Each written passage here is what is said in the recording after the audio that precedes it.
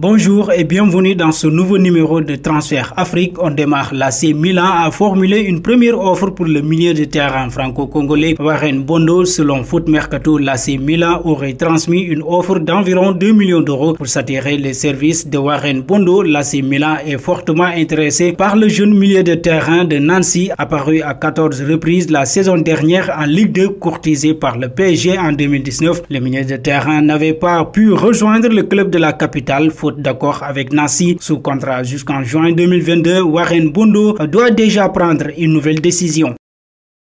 Samuel Tete quitte le FC Red Bull Salzbourg et rejoint définitivement le club turc de deuxième division Adanaspor. Les détails de la transaction n'ont pas été dévoilés au final. L'attaquant international ghanéen de 24 ans n'a joué que 2 matchs pour Salzbourg depuis son arrivée en 2017. Il a été successivement prêté au LASK de janvier 2018 à juillet 2020, puis au Red Bull de New York de août à décembre 2020 et récemment au St. Pölten en Autriche de janvier à juin 2021.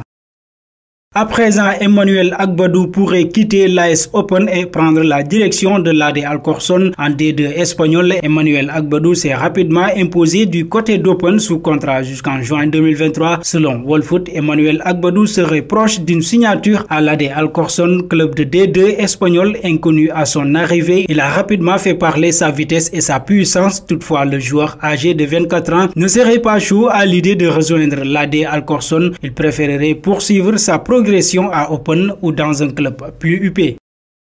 Toujours dans Transfert Afrique, James Lea Siliki est sur le départ de Rennes, encore sous contrat jusqu'en juin 2023. L'international camerounais plaît à plusieurs clubs. Après l'intérêt de Getafe, celui du Stade brestois est évoqué. Le club breton se penche en effet sur le profil du milieu de Rennes. Sa situation actuelle pourrait bien favoriser les négociations parce que le joueur est sur la liste des transferts. Il effectue d'ailleurs ses séances à l'écart du groupe. Brest trouve une belle opportunité pour attirer James Lea Siliki, 25 ans. À en croire l'équipe, le club de Ligue 1 s'est notamment renseigné auprès de Rennes sur les conditions d'un éventuel transfert. Siliki a déjà été également approché. Parlons de l'international sénégalais. Keita Baldé pourrait retourner en Italie lors de ce mercato d'été. Sous contrat jusqu'en juin 2022 avec l'AS Monaco, l'attaquant Keita Baldé pourrait faire ses valises lors de ce mercato estival. L'international sénégalais n'entrerait pas dans les plans de son entraîneur pour cette nouvelle saison. Concernant son avenir, il pourrait se dessiner du côté de l'Italie. Selon les dernières informations de Tuttosport, une formation surveillerait sa situation de près. Il s'agit de l'Inter Milan. Le nouvel entraîneur Simone Inzaghi aurait demandé la venue du Monégasque. Selon Transfermarkt, le natif d'Arbucy serait estimé à 8 millions d'euros.